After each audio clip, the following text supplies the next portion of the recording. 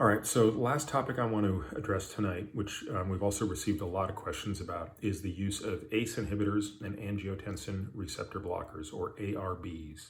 Both of these are classes of drugs used very commonly to treat high blood pressure.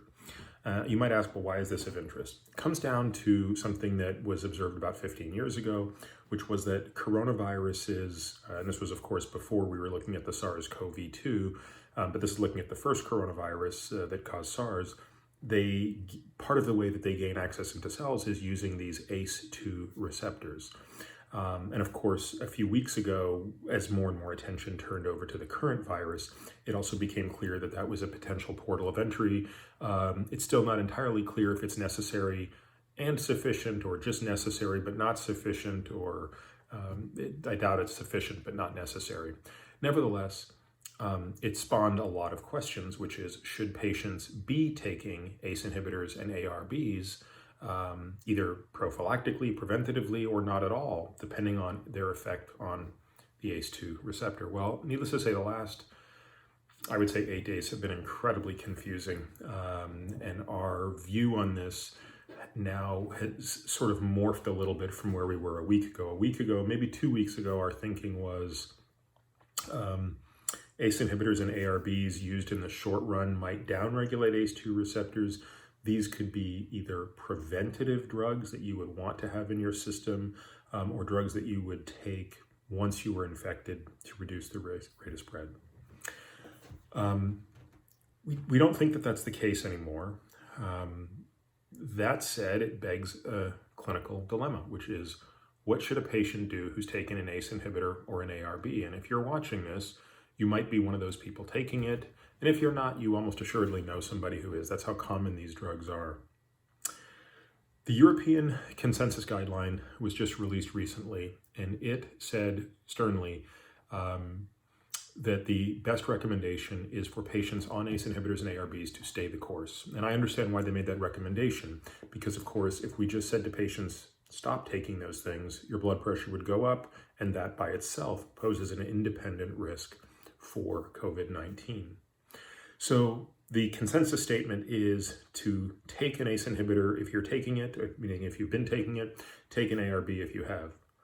The only thing I would say to caveat that is, and this is something that I obviously can't tell any of you because you have to be able to discuss this with your doctor, but the discussion I would have with our patients is, if there is an alternative to an ACE inhibitor or an ARB that can allow equal blood pressure control without an interruption, it might be worth considering.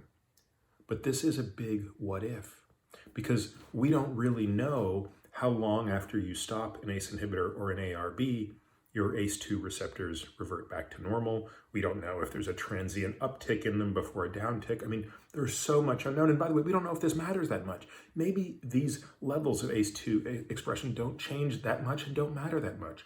And this is all a moot point. The reason I'm devoting a whole video to this is because, understandably, we're getting so many questions about it. And again, I think it's really helpful that the European consensus came out on this. I love that other people are looking at this, people who are obviously smarter than us. And so, I would say if you're taking one of these things, you probably don't need to panic. But if it's causing so much distress, then I think you have to have that discussion with your doctor and say, hey, is it possible that we could use other classes of drugs, beta blockers, calcium channel blockers, diuretics, hydrochlorothiazide, any of these other things that we can commonly use to address blood pressure. But I don't think the answer is stopping them because of the obvious consequences, and nor do I think it's to necessarily panic about this. My intuition is, and it could be wrong, this is not sort of a first order problem. So in the coming days, there are lots of other things that I'll look forward to updating folks about. But it's helpful, I think, to get feedback from people on topics that they want to understand better, because it might be that stuff that we've worked through and are already taking for granted in our knowledge base would be interesting to share with folks. Again, we'll continue to put out podcasts on this topic. I think we've got 2 scheduled. for this week, or I'm going on someone's podcast and having somebody on mine. And so, we'll continue to turn those around like in 24 hours or less if we can. And hopefully everybody's doing well. Again, I am still kind of optimistic here that, with the appropriate government response, which I see in many ways happening now. I see people taking this much more seriously than they were taking it a week ago. Again, I've made my gripe about testing, and I hope that issue is addressed.